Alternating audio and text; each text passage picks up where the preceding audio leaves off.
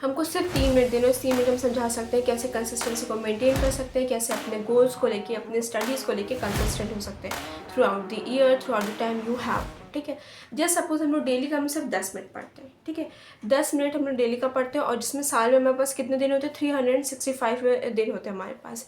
तो टोटल हम लोग कितने मिनट पढ़े, 3650 मिनट्स हम लोग डेली का पढ़े। उससे हम लोग आवर्स में चेंज कर लेते तो हमारे पास हो जाता है 60 hours through out the year. ठीक है, 60 घंटे हम लोग पूरे साल में पढ़ते हैं। अगर हम डेली 10-10 मिनट पढ़े तो हमारे पूरे साल में हम लोग कितना पढ़े, 60 आवर्स पढ़े। बट अगर हम लोग वही 1 आवर पढ़े, ठीक है, तो हमारे आवर्स कितना हो गया, अगर हम लोग वही 1 आवर पढ़े डेली का, तो हमारे पास टोटल आवर्स कितने हो गए पूरे साल के, वो हो गए 360 hours, which is a very big amount.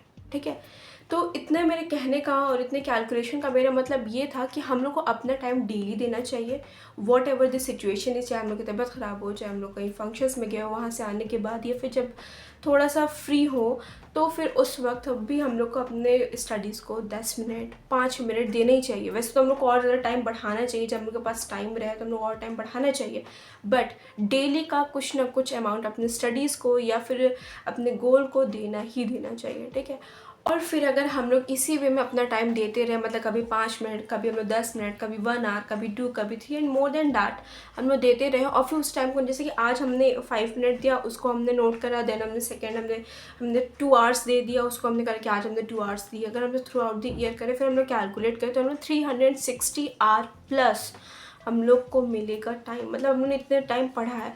इससे अगर हम लोग 10 मिनट 5 मिनट पढ़ते हैं तो भी हम लोग क्या होते हैं, कंसिस्टेंट रहते हैं। मतलब हम लोग कुछ नहीं करें, हमने सिर्फ रिवीजन करके अपनी बुक बंद कर दी, कुछ नहीं करें, सिर्फ एक क्वेश्चन पढ़ते पढ़ते आप नोटिस करोगे कि अगर आप जैसे 5 मिनट पढ़ने के लिए बैठे, बट आप उससे ज़्यादा टाइम दे रहे होगे।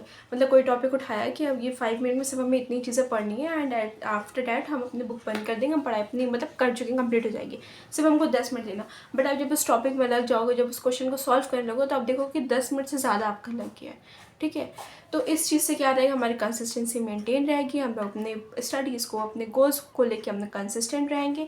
और ये मत सोचो कि सिर्फ हम लोग क्या अपने स्टडीज़ को 10 मिनट देंगे, मतलब हम लोग की पढ़ाई इतनी हायर लेवल वाली है, मगर उसके बाद में क्या सिर्फ 10 मिनट देने से काम चल जाएगा। बट अगर आप सोचो कि कई दिन हम लोग का ऐसा होता है कि हम लोग बुक ही नहीं उठाते, कई दिन ऐसा होता है कि हम लोग डीएसए के क्वेश्चन सॉल्व करते ही नहीं है, कई दिन ऐसा होता है कि हम लोग लीड कोड पे, मतलब जो हम लोग को मेंटेन करना पड़ता है, ग्रीन टिक जो लाना पड़ता है, वो हम लोग को डेली बेसिस पे जब सॉल्व करेंगे तब हम लोग का आता है। तो कई कई दिन होता है कि हम उसको सॉल्व ही नहीं करते। बट अगर हमने 10 मिनट दे दिया, नहीं क्वेश्चन आया, नहीं समझ में आया, हमें चैट जीपीटी से हेल्प लेंगे, फिर उसके बाद हम लोग सॉल्व करेंगे, बट एटलीस्ट हम लोग दे तो रहे हैं time. That means you are consistent. If you are giving their 5 minute and 10 minute, whatever the situation is, मतलब कि आप कंसिस्टेंट हो अपने गोल को लेके, अपने स्टडीज़ को लेके। सो दैट्स ऑल, यही था मेरे आज के वीडियो में। मिलते हैं आपसे नेक्स्ट वीडियो में, तब तक के लिए बाय बाय।